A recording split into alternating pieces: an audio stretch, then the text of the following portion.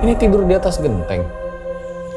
Iya, nggak tidur sih, lebih kayak meresapi angin aja. Kenapa kok berani jalan sendirian lagi ngandung anak gitu? Kalau misalnya aku nggak keluar malam, misalnya kayak nggak keliling-keliling komplek, kayak nggak ngerasain angin malam, itu aku bisa muntah darah sampai keluar dari pori-pori. Diem di rumah kentang kurang lebih 2-3 bulanan ngurus rumah kentang. Pusaka Freemason tuh kayak gimana? Sebenarnya waktu itu yang aku beresin tuh paling ada tongkat-tongkat Freemason, ada tongkat-tongkatnya, terus ada pin-pin kayak gitu, baju-bajunya aku beresin aja, aku cuci gitu biar nggak udah kotor kan.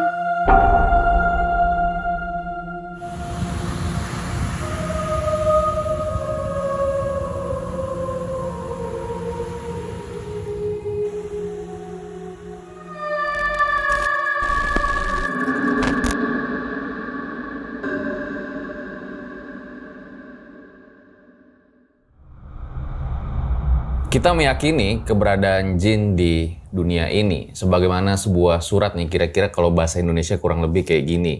Tidaklah kuciptakan jin dan manusia kecuali untuk mengabdi atau beribadah kepadaku. Tapi memang normalnya kita manusia itu nggak bisa melihat jin. Hari ini gue kedatangan seorang narasumber jauh-jauh dari Jawa Barat dia, dimana kemarin videonya itu viral. Jadi dia lagi hamil dan ada satu makhluk yang suka mengikutinya. Langsung aja kita sapa. Halo Kak, Siva ya? Seringnya dipanggil Aini. Kalau Aini. Siva tuh dipanggil sama orang tua sih di rumah. Oh ya, Aini aja ya. Ya. Kak ini nih wibu ya? Kenapa bisa berpikir ibu? Bajunya Jepang-Jepang gitu. Oh iya. Ini lagi hamil. Iya lagi hamil. Berapa bulan? 6 bulan lebih 2 minggu. Wah, nih kita doain nih para lang dan juga Erjal Satset ya. Semoga lancar-lancar sampai hari H. Amin. Itu kemarin videonya viral. Jadi Iya ya. lagi hamil suka ke pantai, ke atas genteng tuh ngapain? Nih videonya bisa kalian lihat nih. Boleh lihat? Oke.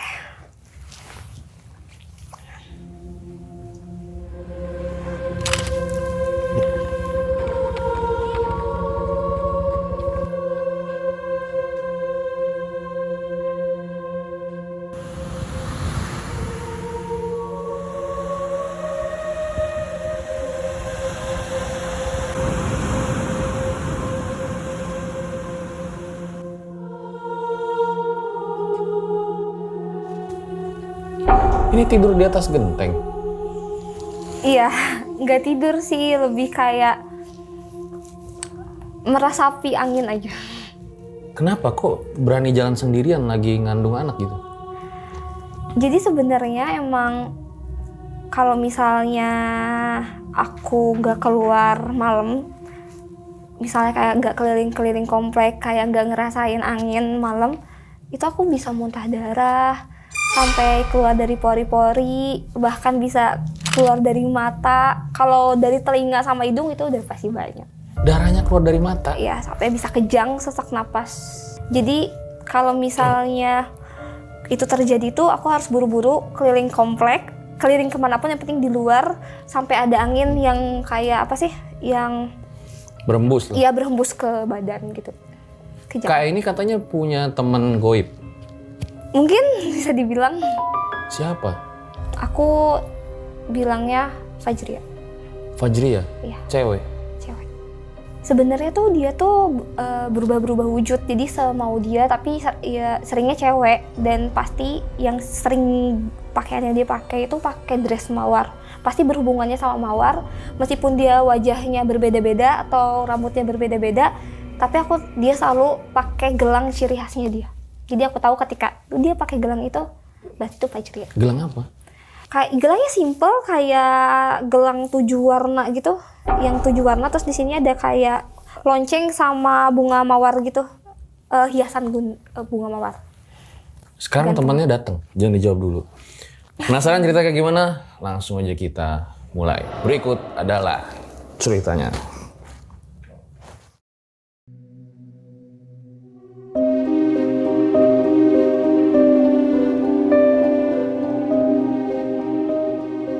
Ya Kak, ini boleh diceritain video viral kemarin tuh maksudnya gimana gitu?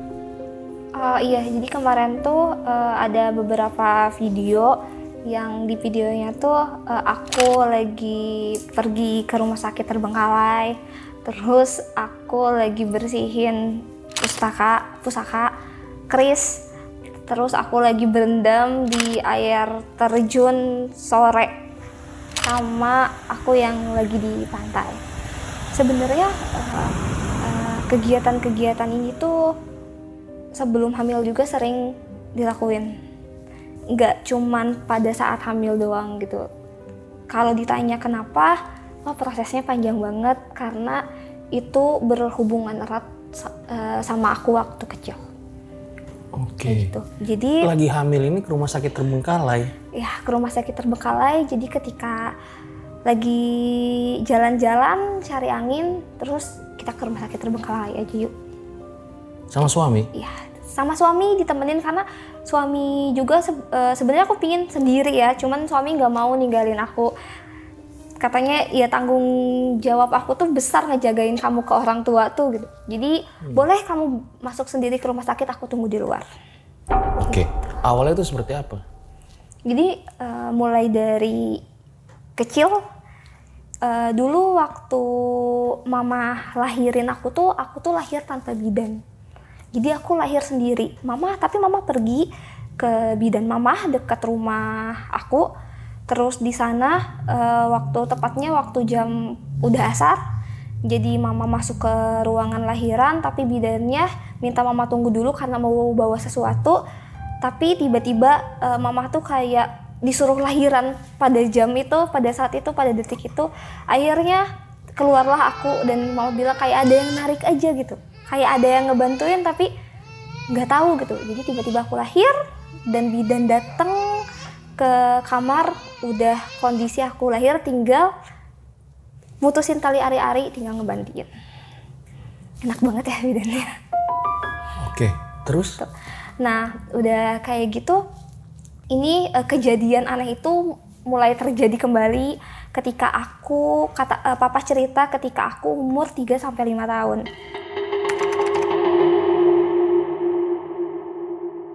Jadi ketika aku umur 3-5 tahun, aku sering tiba-tiba di luar rumah, dan itu tuh tengah malam, pasti di atas jam 12 malam. Jadi ketika papa lagi tidur, kebangun, tiba-tiba anaknya udah nggak ada, pas ditemuin lagi di luar rumah main, dan kondisi di luar rumah tuh nggak dekat rumah, jauh. Rumah terkunci, nggak ada tanda-tanda rumah terbuka gitu, semuanya terkunci.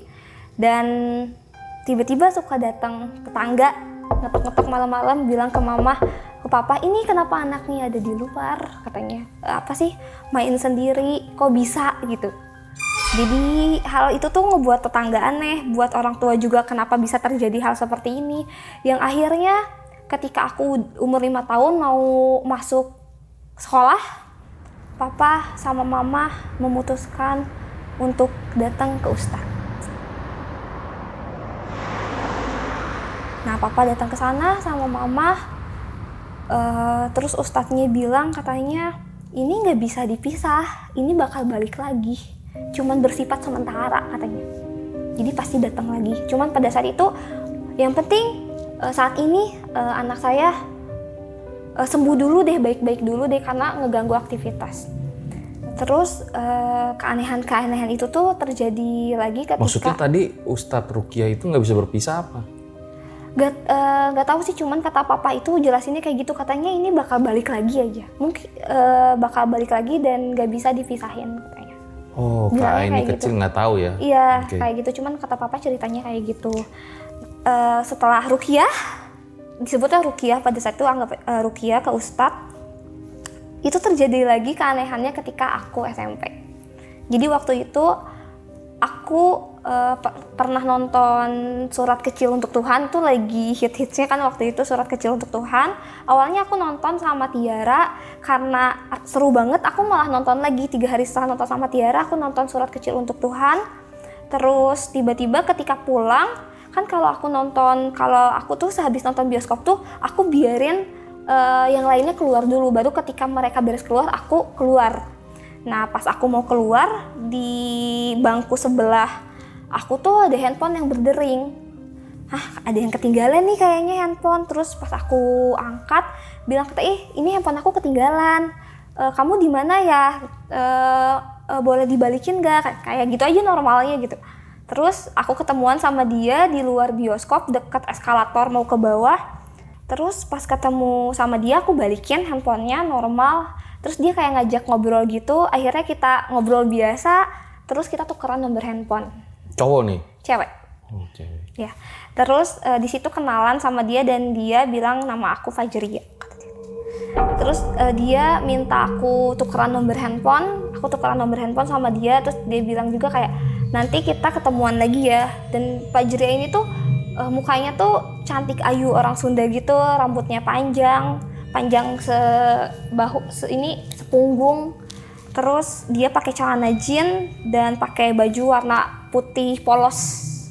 Nah terus 3 hari kemudian setelah aku ketemu sama Fajria, dia tuh ngechat katanya kita ketemuan yuk, aku mau ngobrol sama kamu. Oh boleh, kamu sekolah di mana? Aku bilang aku sekolah di SMP 6. Oh kira-kira kalau sekolah di sana tempat ketemuan yang paling enak tuh di mana? Gimana kalau ketemuannya di balai kota aja? Nah akhirnya kita ketemu di balai kota. Nah pada saat itu kita tuh duduk di taman balai kota, ada kursi taman gitu. Kondisinya tuh nggak terlalu banyak orang, sepi.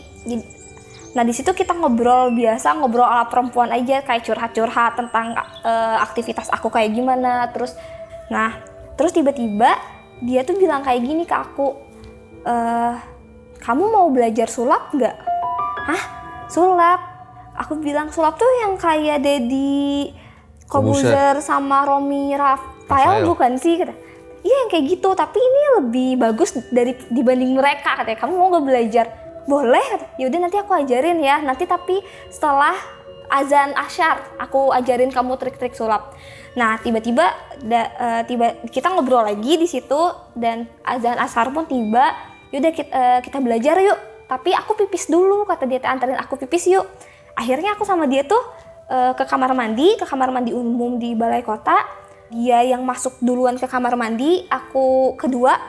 Nah pas dia masuk ke kamar mandi, terus dia bilang pas di kamar mandi, ini aku udah, kamu boleh masuk, kata dia. Pas aku masuk, tiba-tiba Fajria nggak ada di dalam. Terus dia bilang, aku duluan ya pergi, nanti aku ajarin trik sulap yang lainnya. Nanti aku ajarin juga trik sulap yang tadi. Kan bingung kok tadi dia di dalam, terus tiba-tiba ada di luar. Tapi waktu masa SMP aku berpikir bahwa itu sulap. Yaudah itu sulap. Wah keren nih kalau misalnya aku bisa ngelakuin itu. Jadi aku tuh kayak semangat banget untuk belajar sulap sama dia. Ini komunikasi sama Fajria lewat apa kalau nggak ketemu? Waktu itu handphone. Aku chat handphone sama dia, chatan.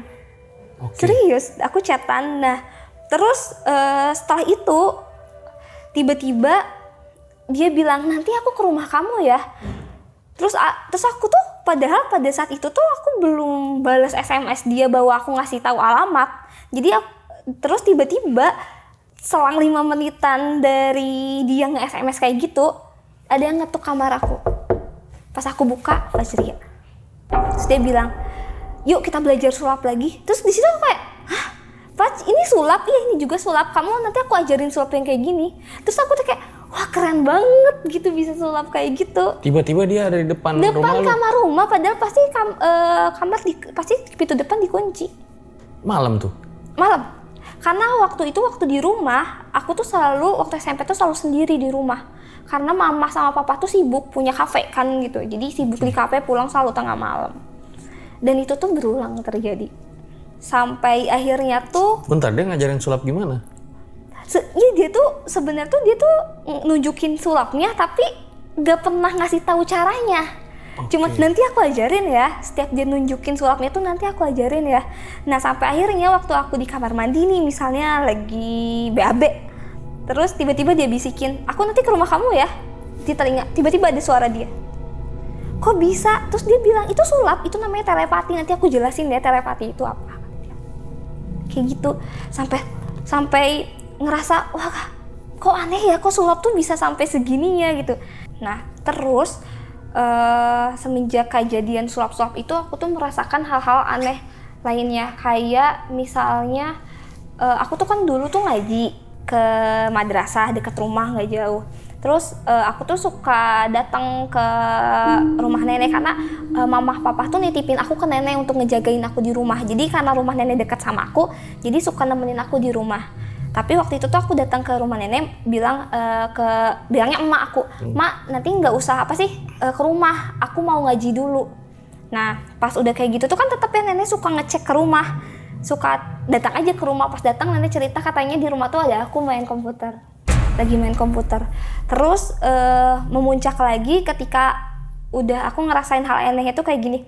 Jadi aku tuh waktu itu tuh bilang ke nenek, "Nek, aku nggak akan ngaji ya, aku mau di rumah, jadi temenin aku di rumah." Terus nenek tuh temenin aku di rumah.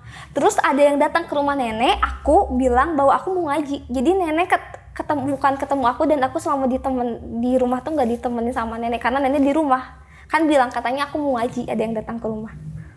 Terus ketahuannya tuh ketika nenek aku ngetuk pintu,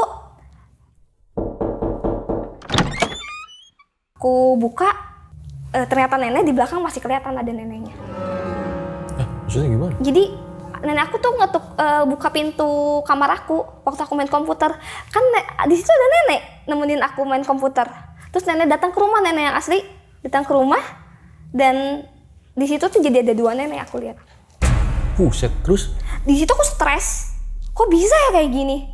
Sampai memuncak lagi ketika aku pulang sekolah.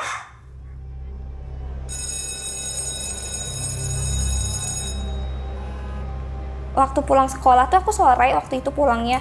Jadi kan aku masuk siang, aku pulang sekolah sore.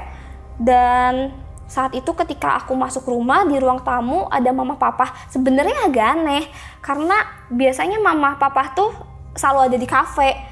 Nah udah itu aku tuh pas aku masuk ke rumah, mama nyuruh aku beli nasi goreng Pak Ian. "Gih, beliin nasi goreng Pak Ian." Ya udah, aku tuh disuruh sama mama, aku pergi bawa uangnya. Terus kan aku rumahnya di gang ya, pas udah nyampe gang, udah mau ke jalan raya, ada papa naik motor. Padahal tadi papa di rumah. Terus di situ aku kaget, aku turun lagi ke bawah. Kan itu ada pudunan gitu di gang aku. Turun lagi ke bawah, di situ masih ada papa sama mama. Jadi aku ngeliat lagi papa sama mama di situ. Itu di situ aku, ini udah gak bener nih. Terus ada tetangga yang bilang bahwa dia ketemu aku padahal aku gak ngerasa nemuin dia. Terus katanya tetangga bilang si Imba bahwa sering ngeliat aku ngobrol sendiri, padahal kapan aku ngobrol sendiri gitu. Di situ aku stres, akhirnya aku mimisan, terus aku sesak nafas. Karena banyak yang ngomongin. Bukan banyak yang ngomongin, karena stres kok hal-hal aneh ini terjadi. Nah, di situ dan pertama aku ngelihat jin yang menyerupai. Jadi aku lagi di kamar, temen aku emang ngechat ke aku bilang mau ke rumah. Terus tiba-tiba ada yang ngetuk kamar lagi. Pas aku buka, cewek Belanda, dia bilang, "Itu teman kamu bentar lagi nyampe, lagi di depan." Aku kaget, itu siapa? Terus pas aku buka kamar, tiba-tiba ada anak-anak kecil juga. Mukanya muka Belanda, terus ada ibunya juga di situ, kayak ini siapa? Di situ aku bener-bener stres, salto, muntah darah, mimisan. Ya akhirnya papa pulang kalau nggak salah dari kafe, ditelepon, ya itu ditemenin sama papa pas proses lagi sesak. Nah itu hal jadi pas sekolah ya? Iya pas sekolah dari SMP. Di rumah itu ada berapa orang tinggal? Ada aku, ada mama, papa, sama 2 kakak aku cowok. Cuman kalau kakak cowok, jadi yang kakak cowok aku yang kedua tuh nemenin papa sama mama di kafe ngebantuin. Yang kakak cowok itu sibuk banget gitu, jadi sama pulangnya suka malam. Nah udah pas sampai itu memuncak, aku sering muntah darah, dan tiba-tiba papa tuh coba konsultasi sama temennya yang ngerti sama hal-hal kayak gini, dan temennya bilang bahwa kayaknya ini bukan manusia. Jadi aku kan pada saat itu menganggap Fajri ya manusia, dan katanya ini tuh jin deh. Karena waktu itu sempat berpikir, aku sempat berpikir Fajria bukan manusia tuh. Jadi kayak aku ini bener deh, kayaknya ini bukan manusia deh, ini aneh gitu. Fajria tuh aneh gara-gara dia pernah nge-SMS ke aku. Nge-SMS-nya tuh kayak gini, bentar lagi bakal datang angin puting beliung gede banget. Dan beberapa menit kemudian angin itu datang. Di situ aku bilang ke papa, "Pah, ini Fajria ngechat aku katanya bakal ada angin." Dan benar terjadi ada angin. Di rumah ada angin puting beliung. Iya, emang lagi kejadian angin puting beliung. Dan emang si angin puting beliungnya tuh masuk rumah. Dan logikanya ketika ada angin puting beliung masuk ke rumah, pasti berantakan dong rumah. Ini enggak sama sekali. Bahkan kertas yang ada di meja pun enggak terbang. Ketika keluar langsung bangunan orang-orang langsung pada runtuh. Nah, dimulai dari nah itu kan suka SMS-an ya. Terus tiba-tiba Fajria ini bisa tahu nomor teman-teman aku, nomor papa aku, nomor kakak-kakak aku, dan dia tuh ngechat ke tetangga aku. Bayangin nggak? Misalnya tetangga aku nih, teman main aku ngechat, "Kamu lagi ini ya? Kamu lagi sama ini ya? Kamu lagi ngelakuin ini," dia tahu. Loh, orang lain di chat juga? Di chat. Itu teror banget, diteror. Guru ngaji aku pun di chat. Di chat apa guru ngajinya? Ya di chat kayaknya tolong temenin aku ya, katanya ajarin ngaji atau apa gitu. Di chat minta temen. Fajria ini nggak ada yang pernah lihat? Nggak ada, tapi semuanya tuh si tetangga aku tuh chatan sama dia tuh lewat SMS, dan setiap dihubungin nomor teleponnya tuh itu tuh nggak aktif nomor teleponnya, bukan nggak aktif malah tidak terdaftar. Terus Fajria tuh sering ngechat papa untuk minjem barang, misalnya kayak ngechat gini ke papa, "Om, aku boleh minjem minyak om ya, nanti aku balikin lagi." Padahal papa tuh belum ngechat, belum ngebales. Ya minyaknya ditaruh misalnya di lemari, di meja, belum bilang kayak gitu. Pas dicek sama papa udah hilang minyaknya. Terus tadi dia chat lagi, "Om, aku udah balikin ya minyaknya." Pas dicek sama papa ada lagi minyaknya di tempat yang sama. Chatnya masih ada nggak? Gak ada, kayak itu udah lama banget, tahun 2010-2011 udah gak ada. Nah, dan ke kakak aku juga suka ngechat kalau misalnya kakak aku sama cewek nih, terus dibilang, "Kak, jangan sama cewek itu, ini gini," terus dia tuh sampai tahu detailnya si cewek itu tuh seperti apa. Dan teror chat itu tuh sampai ngebuat kayak lumayan lumayan booming gitu di tetangga aku tuh. Terus setelah kejadian chat itu tuh Fajria mulai terus menunjukkan dirinya ke aku, ke rumah, datang ke rumah secara tiba-tiba, dan kita udah sama-sama tahu bahwa Fajria tuh bukan manusia. Di situ Aini baru tahu Ya. kalau Fajria itu bukan manusia. Jadi ketika Agun-gun bilang bahwa itu tuh jin, terus dipikir-pikir, oh iya ya. Setelah berapa tahun tuh? Kayaknya bukan tahun ya, tapi berbulan-bulan. Oke. Baru tahu dia jin. Nah setelah udah tahu, tiba-tiba aku kan jadi suka ngelihat sosok-sosok yang aneh-aneh. Dan itu tuh ngebuat aku takut, ngebuat aku jadi mimisan, kejang. Di rumah? Di rumah. Jadi nggak dulu keluar. Jadi emang hal-hal yang kayak gitu tuh bertahap di rumah dulu. Sampai Fajria ngajak aku, "Kita ke Dago Pakar yuk." Pada saat itu tuh dia tuh ngajak ke aku tuh jam 12-an aku datang ke Dago Pakar sendiri. Terus di saat aku bingung sendiri atau enggak ya, sebetulnya sendiri. Aku datang ke Dago Pakar sama Fajria ke gua Belanda sama ke gua Jepang. Di situ aku sama Fajria cuma sekedar cerita-cerita doang, dan Fajria bilang mulai nanti kita belajarnya di gua sini ya. Nanti setiap jam 11 sampai jam 3 subuh. Jadi seminggu 4 kali tuh aku ke Dago Pakar sendirian dari jam 12 sampai bisa jam 4 subuh. Di goa sendirian? Sendiri. Nggak sendirian sih, karena ngerasa kalau sendirian banget takut. Maksudnya kan nggak ada orang-orang? Iya, tapi ada Fajria. Jadi tapi di goa tuh ada orang-orang nggak? Nggak ada. Jam segitu nggak akan ada orang. Bukan ditutup ya? ada jalan rahasia yang dikasih tahu lewat belakang yang biasa masyarakat laluin. Jadi aku kayak lewat situ. petualangan Sherina ya. Nah, kejadian itu tuh berulang sampai akhirnya aku nggak takut gelap. Aku nggak takut pergi sendirian ke gunung. Aku nggak takut pergi sendirian ke curug. Sampai akhirnya aku pergi-pergian tuh malam-malam tuh ke curug, ke gunung, ke Dago Pakar, ke hutan sendirian untuk belajar sama Fajria. Ke gunung sendiri malam-malam? Sendiri. Gunung mana? Jayagiri, Manglayang, yang deket-deket aja. Sampai puncak? Kalau Jayagiri selalu sampai puncak karena belajarnya di puncak sama Fajria. Jadi aku belajar di sana sama Fajria untuk ngelawan rasa takut aku untuk melihat mereka. Jadi aku belajar budaya tentang yang dilihat dunia apa? jin. Ya kadang di sana aku dikenalin sama makhluk-makhluk sama Fajria. Misalnya di gunung ketemu makhluk ini. Kayak gimana? Ya sebenarnya makhluk yang aku lihat tuh nggak pernah serem-serem. Jadi emang sama aja kayak manusia. Kayak sama gitu. kayak manusia? Iya. Nggak beda? Nggak beda kalau yang aku lihat ya. Karena mungkin karena mereka bisa berubah wujud menjadi apapun. Dan mereka berubah sesuai apa yang kita pikirkan dan energi yang kita kasih. Aku nggak pernah. Gimana? Boleh dicontohin nggak cara misalnya lagi jalan berdua nih sama Fajria ke gunung gitu? Jadi aku jalan berdua sama Fajria, terus Fajria bilang nanti kita ke pohon itu, nanti di pohon itu nanti ada cewek yang aku kenalin ya, nanti kamu ngobrol aja sama dia.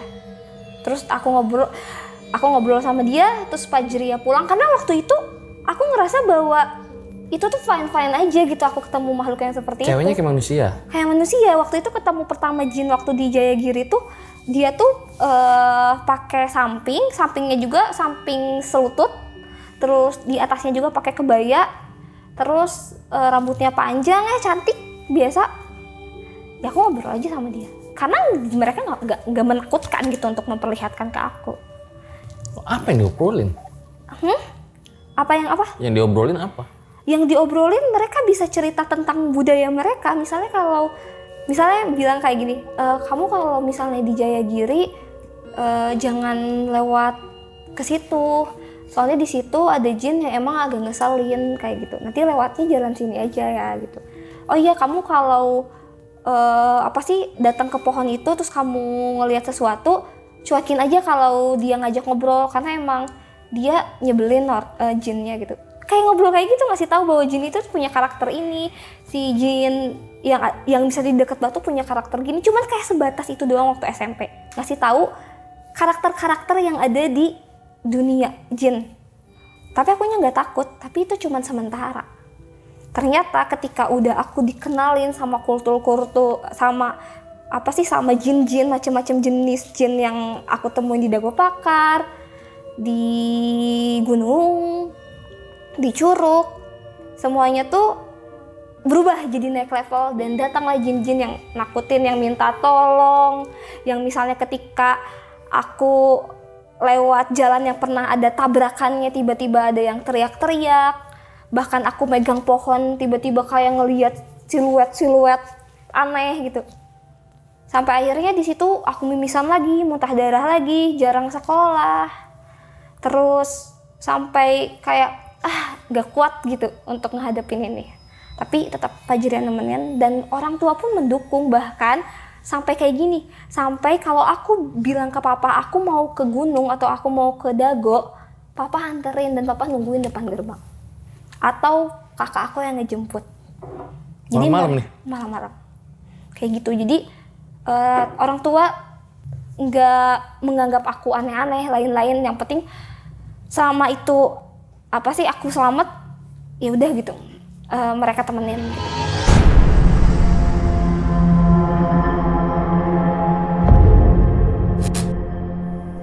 Buat kalian yang punya pengalaman horor nyata, bisa kirim cerita kalian ke email rj5 atau DM Instagram rj5.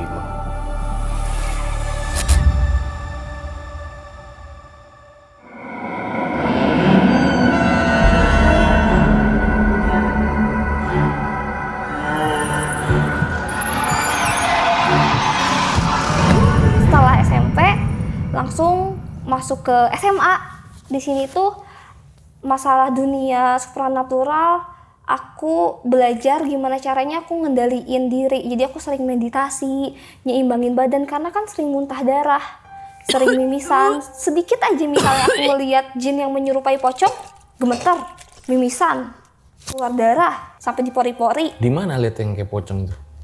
Waktu pocong tuh sebenarnya di rumah, dimanapun ya ada kalau emang. Kayak gimana pocongnya? Nah, kan kalau orang tuh berpikir kalau pocong tuh jalannya tuh loncat-loncat gitu. Kalau pocong yang versi aku lihat tuh kayak cepet gitu jalannya, kayak seret gitu. Nggak kayak cepet gitu jalan. Jadi nggak loncat-loncat, cepet. Dan bau banget. Bau. Pokoknya aku kalau ketemu pocong aku nggak suka baunya. Nah, di masa SMA tuh aku lebih kayak meditasi, nyeimbangin tubuh aku, terus aku sering aku diajarin tentang ngerajah, simbol-simbol kayak buat ngesegel jin. Siapa yang ngajarin? Fajria. Jadi bikin penolak-penolak bala buat dengan diaplikasikannya lewat rajah atau simbol-simbol yang ditulis. Nah, pas di masa SMA ini kehidupan spiritual aku tuh mulai seimbang gitu, mulai gak terlalu banyak darah yang aku keluarkan. Dan masuklah ke masa kuliah yang Kenapa nih?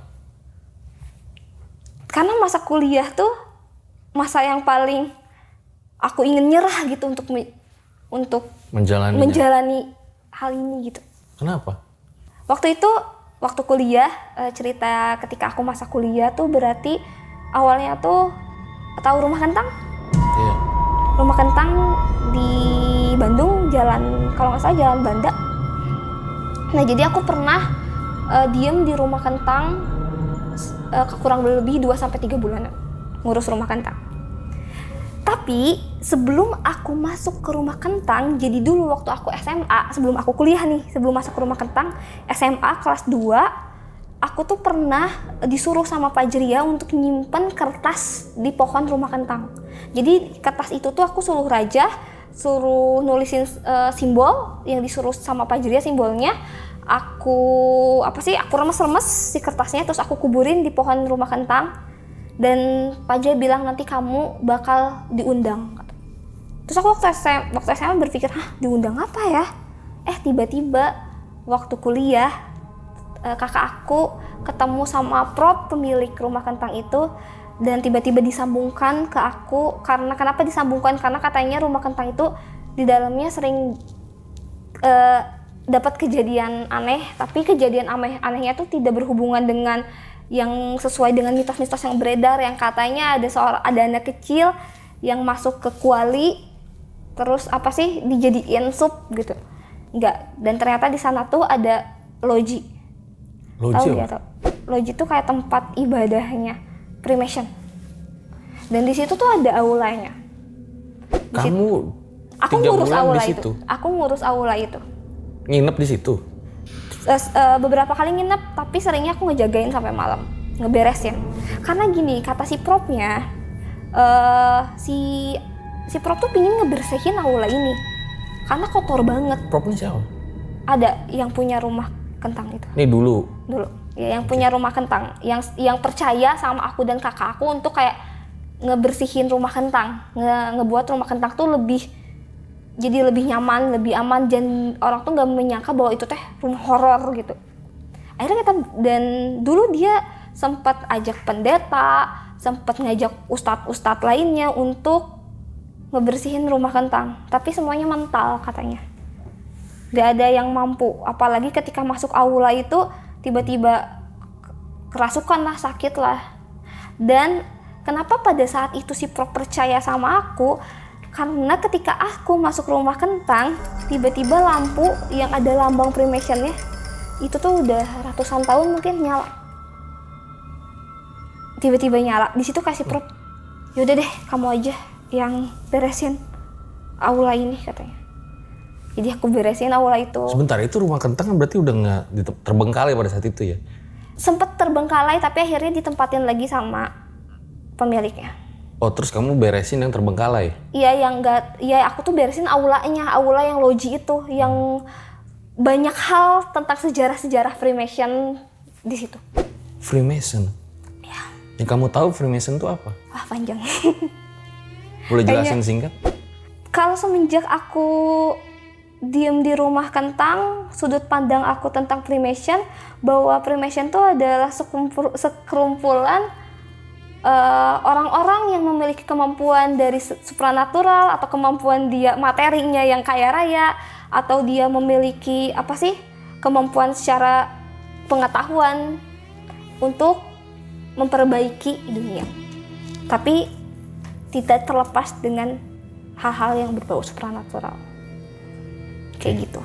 Tapi kamu nggak ikut, cuman beresin aulanya Nggak doang? ikut, karena itu sejarah, itu udah lama banget. Karena kan waktu pada penjajahan Jepang, katanya Freemason dihabisin gitu, jangan sampai ada Freemason yang tersisa di Indonesia.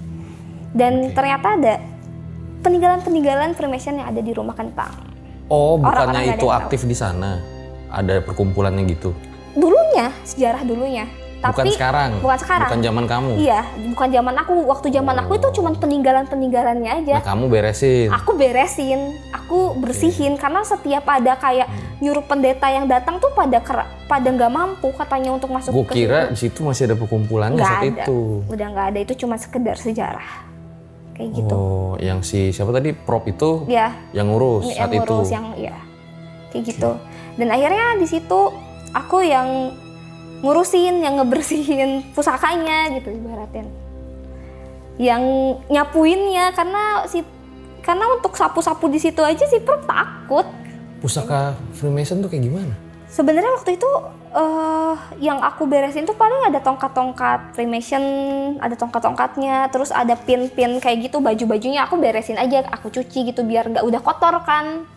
Jadi beresin biasa aja kayak ngeberesin rumah gitu, biar rapi aja si aulanya tuh, biar nggak berantakan gitu. Kayak gitu sih. Jadi aku pernah ngurus rumah kentang selama kurang lebih 3 bulanan di sana. Saat itu ya? Saat itu. Sekarang kan udah jadi tempat ngopi ya? Udah jadi tempat ngopi, udah jadi restoran mewah. Nah udah kejadian rumah kentang, tiba-tiba ada kejadian yang sampai saat ini terjadi, yang muntah darahnya semakin hebat, bahkan pipis juga pada saat itu bisa keluarnya darah. Jadi aku ninggalin rumah kentang. Pada saat itu aku ninggalin rumah kentang karena ada beberapa hal yang terjadi.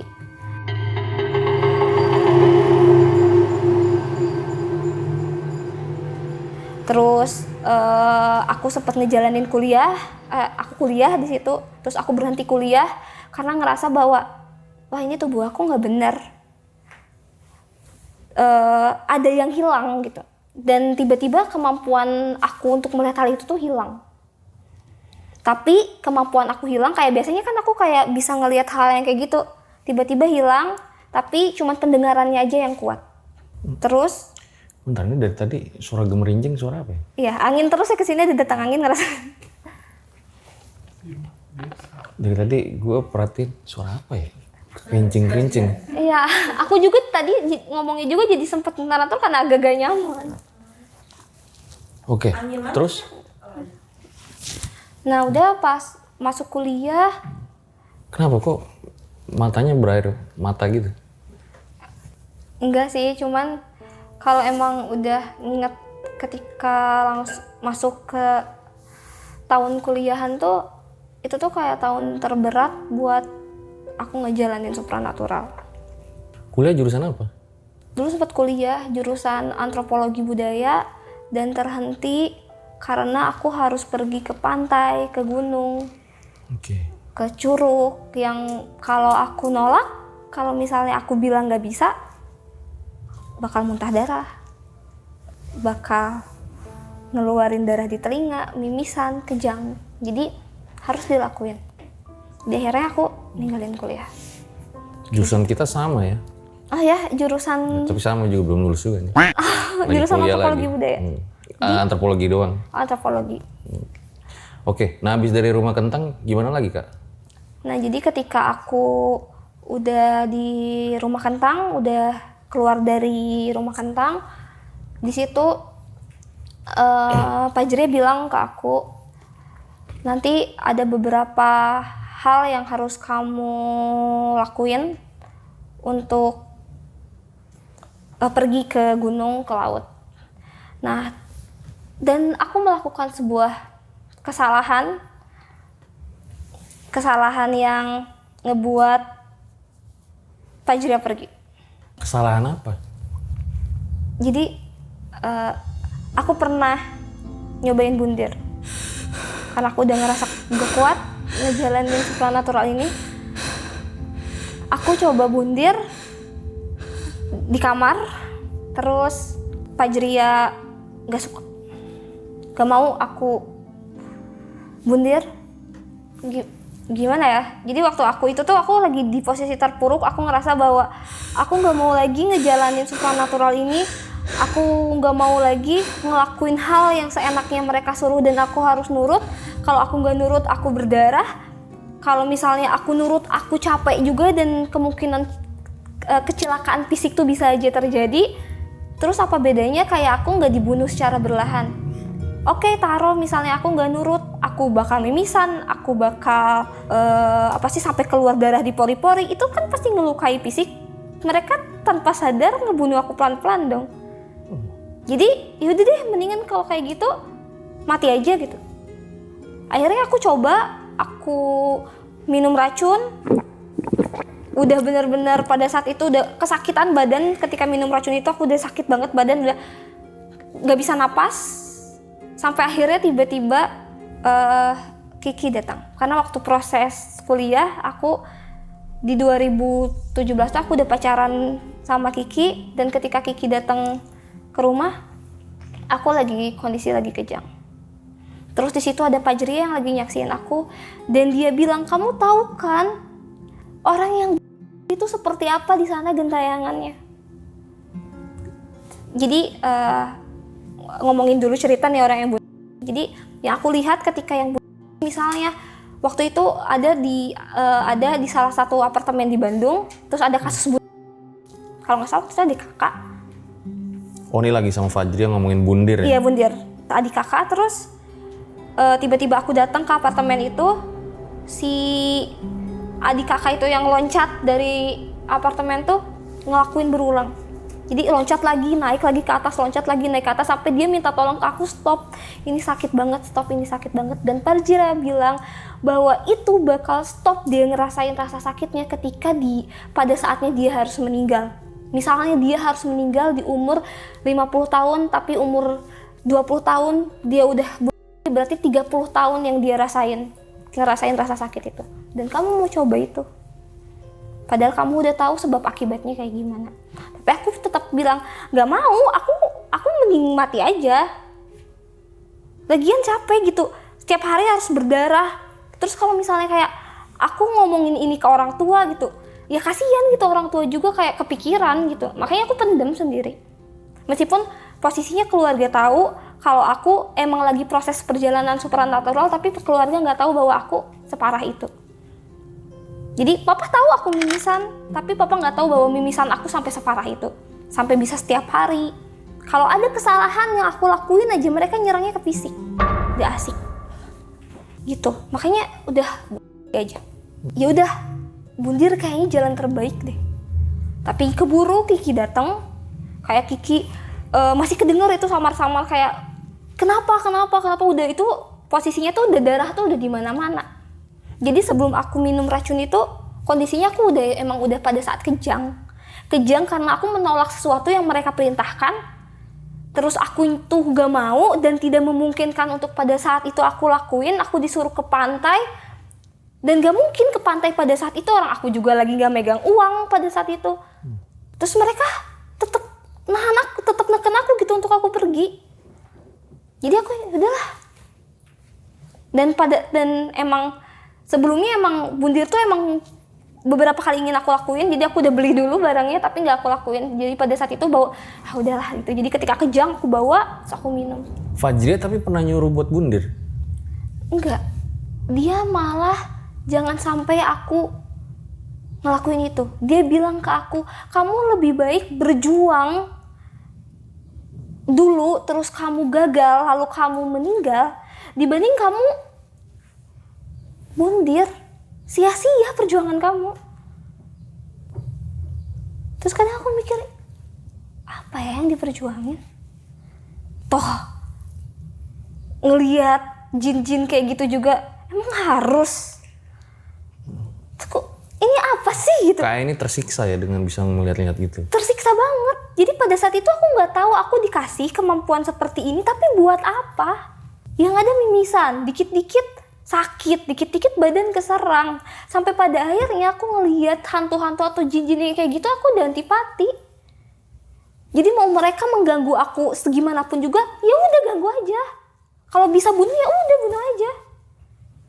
Gitu.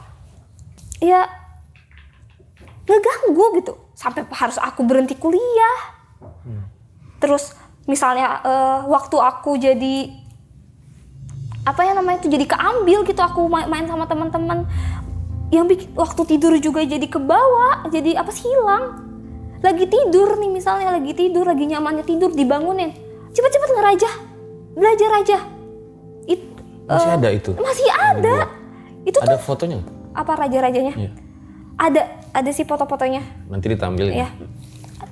Dan itu tuh aku tuh belajar setiap detail simbolnya, kayak belajar matematika yang aku harus hafalin rumus-rumusnya. Itu tuh belajar raja tuh bukan sekedar kayak kita ngegambar. Ini tuh energi kita tuh keluar. Aku sampai belajar raja tuh sampai keluar darah ngecak-ngecak gitu tuh. Terus udah yang paling menyebalkan ketika aku lagi ngeraja terus darah ngecak ke situ tuh harus diulang. Ya siapa juga yang pingin darah ini. Artinya apa yang dibuat itu? Katanya itu belajar nanti pada saat itu nanti kamu bakal butuh katanya. Belajar dulu nanti juga kamu bakal membutuhkannya. Gak pernah dikasih alasan. Jadi aku tuh sering bertanya, ini aku ngapain sih? Aku apa sih ngelakuin hal ini gitu. Kayak orang gila malam-malam pergi ke gunung sendirian, udah di gunung sendirian ditinggalin sama Fajria. Terus di situ suruh mikir kalau kamu di gini sendirian kamu mau ngapain? Curug gitu doang. Kalau kamu di gunung sendirian kamu mau ngapain? Malah disuruh kayak mikir-mikir hal kayak gitu. Capek. Tapi akhirnya tuh gagal.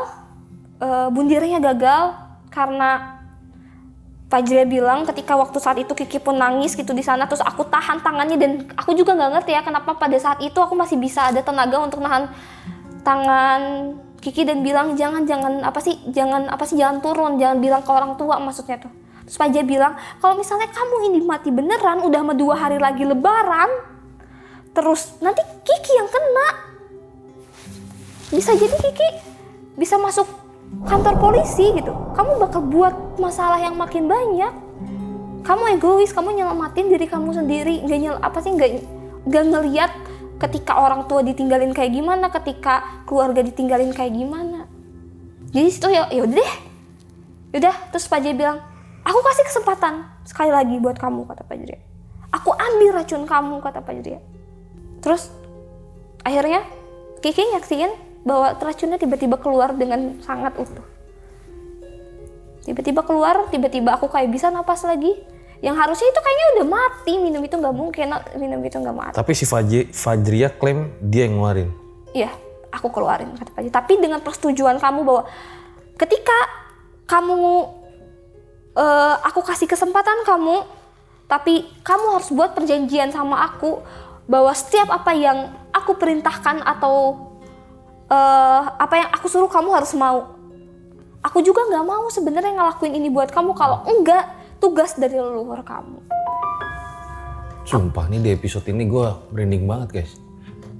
Jadi kayak gitu, maksudnya kayak pas itu aku udah bangun lagi nih, udah berantakan, kamar udah banyak darah, Kiki nangis di situ kayak aku bilang ke Kiki, ngapain ya aku kayak gini? Maaf Kak tisu. Ya, nggak apa-apa.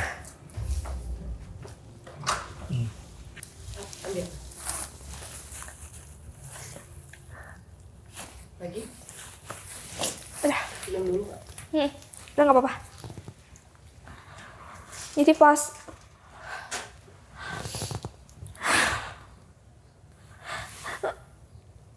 kayak gimana ya, maaf nangis karena kayak kok bisa ya aku cerita gitu, karena dari dulu tuh Pendem. Dipendem gitu, nggak ada yang sampai ngedenger sedetail ini. Dan mungkin papa baru tahu cerita aku mau bundir, karena yang tahu cuma Kiki.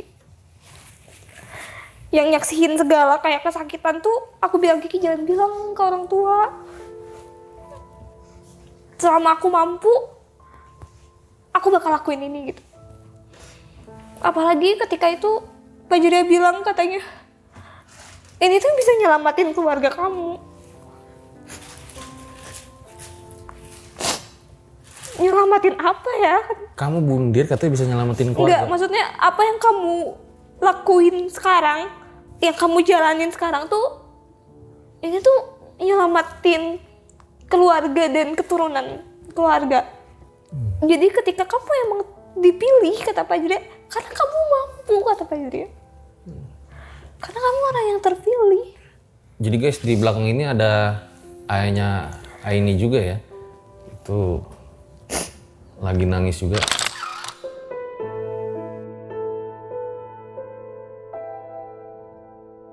Jadi kamu baru cerita di sini ya?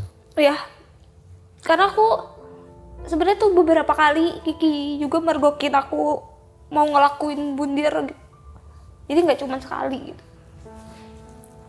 Jadi ya pada akhirnya ya udah, karena Pak Juria bilang pada saat itu ini bisa menyelamatkan keturunan dan keluarga, biar stop di kamu selesain. Jadi di situ aku semangat lagi. Ya udah, kita lakuin. Tapi di situ Pak Juria bilang bahwa aku kasih kamu waktu. Nikmatin dulu, karena mungkin pada saat itu mental aku udah gak bener mungkin di situ. Jadi aku kasih kamu waktu, kamu nikmatin dulu hidup kamu yang kamu pingin. Kalau mau pacaran tuh pacaran dulu senormal mungkin gitu. Dan akhirnya Pak Juria di situ nggak datang lagi, dia pergi. Tapi apa sih? Dan aku Nggak bisa lihat. gak lihat hal yang kayak gitu, cuma bisa dengar tapi masih aman gitu, Kamu normal lagi. normal lagi di situ. Apa yang dirasa pas normal gitu? Kadang emang manusia tuh aneh ya, ketika udah dikasih apa yang dia mau, tapi ketika normal dia ngerasa gak nyaman. Aku jadi panik. Kayak ini bener gak sih aku normal lagi? Ini bener gak sih pilihan yang sebenarnya? Apakah ketika sekarang aku memilih untuk normal lagi dan dikasih waktu itu akan membuang waktu? Takutnya waktu ini tuh jadi sia-sia. Tapi meskipun pada saat itu aku meminta kayak, Pak, gak usah deh, gak apa-apa. Aku udah mau semangat lagi nih gitu. Aku mau berjuang lagi nih. Tapi di situ Pak Juria nggak datang. Pak Juria pergi.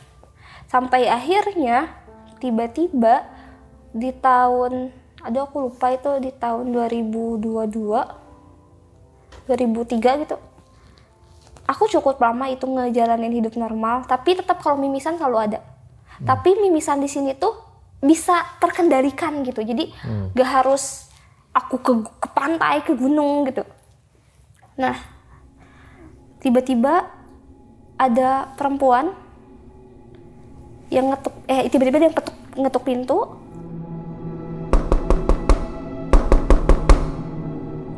Tuknya kenceng banget. Terus pas aku buka,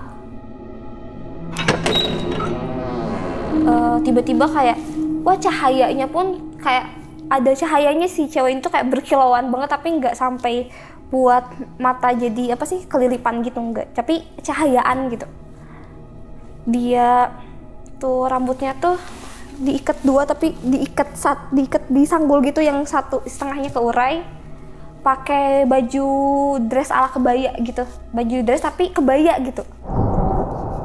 Terus dia bilang, waktu itu warnanya tuh merah, tapi ada ungu-ungunya, merah, warna baju tuh merah keungu-unguan, jadi kayak ada corak-corak warna ungu gitu. Datang ke kamar nih. Kamar, langsung dia bilang kayak gini, Siva, dia bilangnya namaku, Sipa, buru ayeuna, pakai bahasa Sunda, buru ayeuna indit ka laut cenah, nu paling deket tuh jeung Pulau Majeti ka Pangandaran, ayeuna peuting ayeuna kudu indit. Jadi ketika sebelum dia datang itu aku lagi kejang. Tiba-tiba pada malam itu malam Yang biasanya aku gak separah itu muntah darahnya ini jadi parah banget. Sampai wah sakit banget, apa sih, perut melilit banget. Darah udah keluar di setiap celah ibaratnya. Terus tiba-tiba dia ngetuk, dia datang dan dia nyuruh aku pergi ke pantai malam itu juga. What? Detik itu juga aku harus ke pantai. Jam 11 malam gimana caranya aku ke pantai? Tapi akhirnya karena aku waktu itu lagi kesakitan, terus dia bilang itu rasa kesakit kamu bakal hilang ketika kamu udah nemuin pantai, udah nemuin laut, kata dia. Terus di situ kayak, ini apa lagi sih gitu? Yang dulunya waktu kemarin pingin ngerasa balik lagi ilmu kemampuannya, tiba-tiba di situ jadi kayak, udah cukup. Terus akhirnya dia tetap bilang gitu, aku harus pergi. Ini kata dia tuh ngomong gitu. Akhirnya dia pergi hilang, terus aku di situ bingung, aku di situ gemeter, kayak di situ darah masih bercucuran, sampai aku beresin gimana caranya orang tua nggak tahu. Aku beresin, jam 11 malam, aku harus nyari kendaraan. Ya akhirnya aku cari di Facebook kendaraan yang bisa aku sewa sama supirnya. Terus akhirnya aku dapat, tapi waktu itu tiba-tiba kayak dikasih keajaiban, dia tuh emang kayak travel gitu yang yang mau ke Pangandaran pada malam itu. Jadi maksudnya kayak emang dia tuh khusus ke Pangandaran gitu. Okay. Dan dia mau untuk nganterin aku. Aku pergi ke Pangandaran malam itu tanpa ngasih tahu orang tua, kabur. Di situ aku udah mikirnya kayak gini, udahlah, aku nggak ngasih tahu orang tua karena aku takutnya tuh kayak mereka satu khawatir, meskipun ternyata keputusan aku tuh malah bikin mereka makin khawatir, tapi aku berpikir bahwa takut terjadi apa-apa ke aku, terus jadi bikin orang tua gimana ya, pokoknya kabur udah paling jalan terbaik deh, aku mikirnya kayak gitu, seimpulsif itu gitu. Pergi malam-malam. Kenapa kabur. harus ngikutin kemauan mereka? Karena sakit. Kalau nggak diikutin? Gak diikutin, sakit banget. Rasanya di tubuh? Wah, bener-bener darah keluar, bahkan di pori-pori aja keluar. Tapi kalau diikutin rasa sakitnya hilang? Iya, ketika aku bener udah ada niat nih, oke, aku pergi. Langsung ketika si supirnya bilang oke, OTW nanti jemput, hilang. Gila ya, aku bilang kayak apa sih mau mereka, maksudnya gak sampai segininya. Terus si sosok yang kebaya itu gimana? Udah hilang dia, katanya nanti ditunggu di pantai. Oke. Akhirnya aku pergi ke sana tanpa bilang ke orang tua. Di part terakhir, Selalu aja dengan kata, dengan dalil, ini demi keturunan, dan berhenti di kamu dan beresin. Dan sampai ada kata ini yang bikin aku sekarang tegang. Kalau misalnya kamu gak beres dan anak kamu dikasih perempuan, dia yang bakal ngelanjutin apa yang gak kamu beresin. Aku tegang.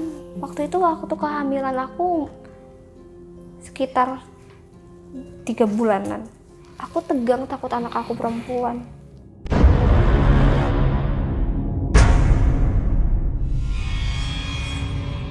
Di pulau kayak batu gitu sendirian? Iya, sendirian sih di situ.